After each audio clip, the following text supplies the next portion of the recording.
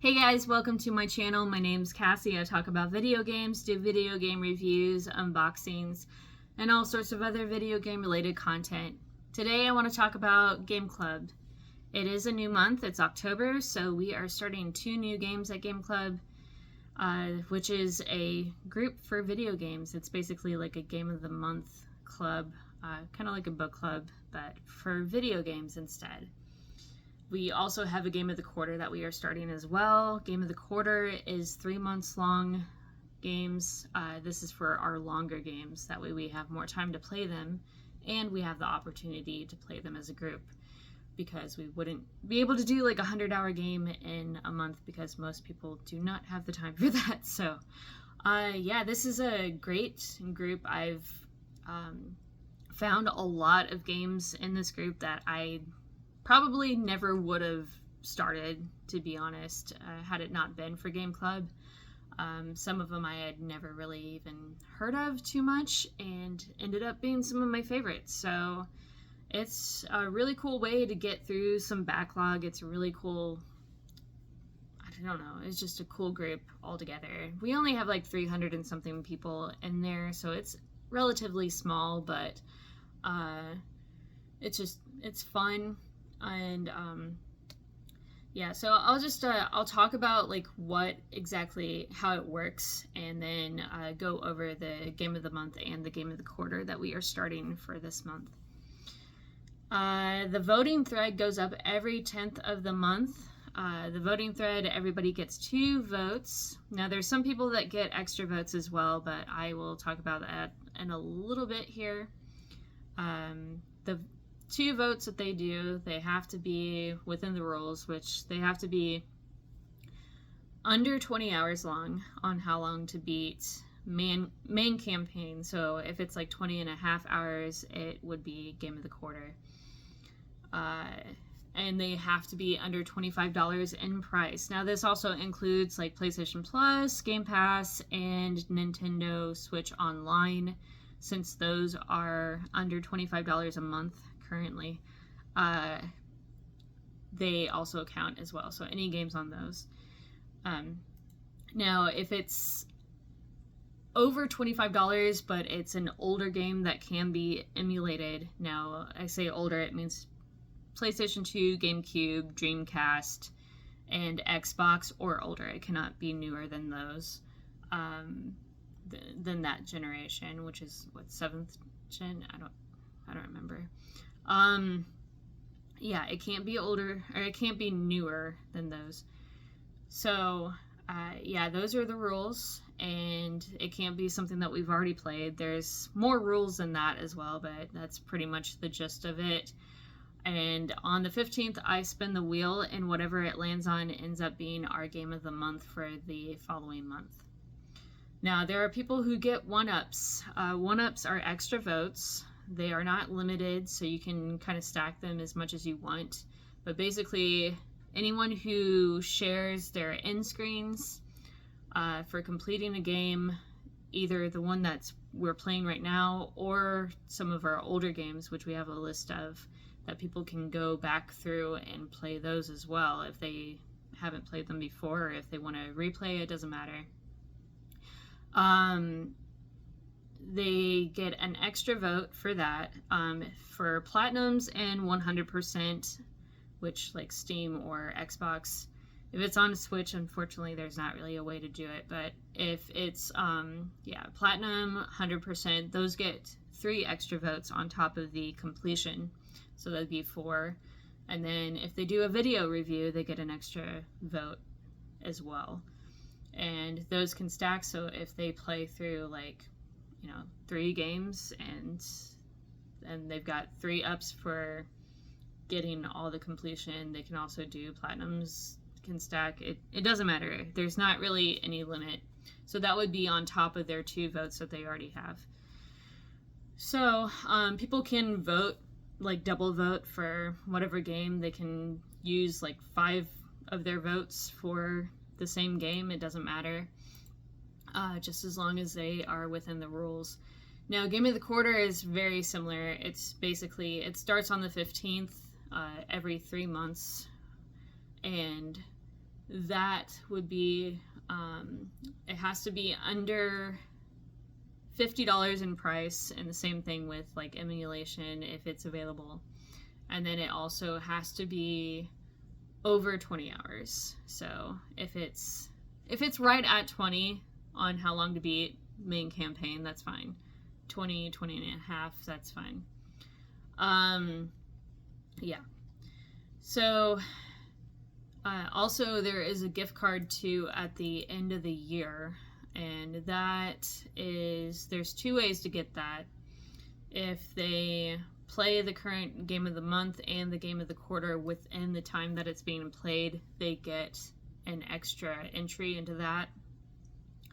If they end up being the top contributors to the group each month, you get an extra entry for doing that as well. So the gift card is like a $20 gift card to Steam, Nintendo, or PlayStation, or Xbox, whichever one they choose. So it's a good way to like get people to participate. And yeah, so our current game of the month is going to be The Quarry. This is a game that is on pretty much most systems except for Switch.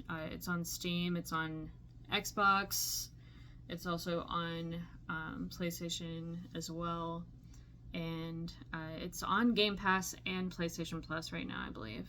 Or it was one of the PlayStation Plus games that you could get a couple of months ago. I don't remember.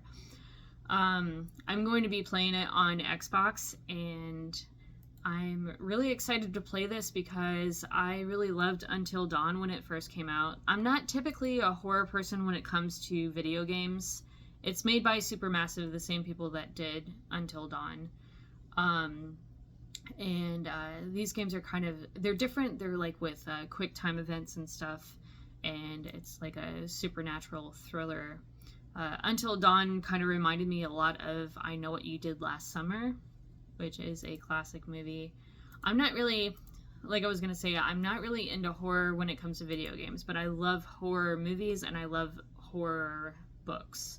It's just kind of a weird thing. I'm not really sure why that is. It may be that it's like too tense for me when it comes to video games because I'm actually the one controlling the character, and it gets a little creepy.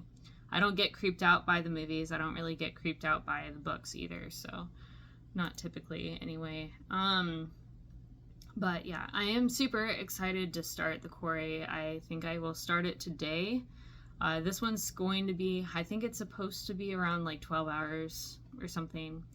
The thing with these is that there's all sorts of different outcomes too, because Until Dawn, I think I had 3 of the 6 characters. Was it 6? I don't remember. It was so long ago. I don't know if it may have been 8. It was either 6 or 8 characters, and I had like half of them left when I ended. But you can end up with all of them. You can end up with pretty much none of them left. It really just depends on how you play and how well you do.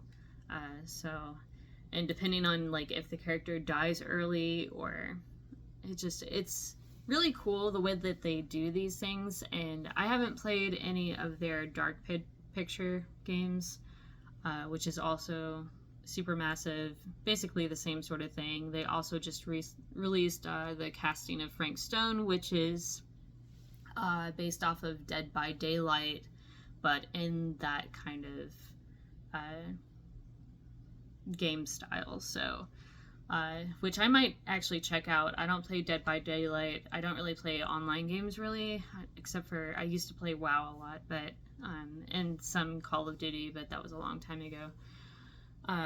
But I basically just play single player games. So yeah, excited to start that. Our game of the quarter actually ended up being The Legend of Zelda: The Wind Waker, which is kind of ironic because Zelda just came out with Echoes of Wisdom, so hopefully nobody thinks it's too much Zelda, but I don't think it is. Echoes of Wisdom is amazing so far, despite the little issues it has. But The Wind Waker is my second favorite Zelda of all time. I don't know if I ever finished it as a kid, to be quite honest. And I don't own it anymore. And the Wii U, I don't have anymore either. They've never ported it to Switch for whatever reason, even though we keep asking for that and Twilight Princess. But yeah, so I don't, unfortunately, and I don't do emulation, so I unfortunately don't have a way to play it. So unless we have like a surprise release of The Wind Waker on Switch, from now until then, I won't be able to get to it. But I may come back to it later if that does happen. Maybe they're waiting for Switch 2 or whatever it ends up being. But funny story though, like when The Wind Waker was first announced, I remember seeing it in a magazine and I was like, what is this? Because I was not happy with the art style. I thought it looked stupid. I absolutely hated it before it came out. I was super judgy on it, but it ended up being my second favorite Zelda. It's so much fun. It's really cool. Very colorful game, and I think it's a really, really great game overall. So I'm kind of bummed that I'm not going to be able to play it, but I am playing Echoes of Wisdom and I'm having a great time. So at least I get some Zelda. I may try one of her older games because there's a long list of games that I have not started or finished.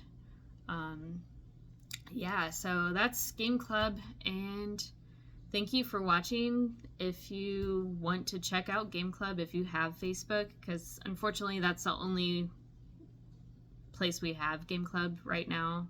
We may expand at some point, but not really sure.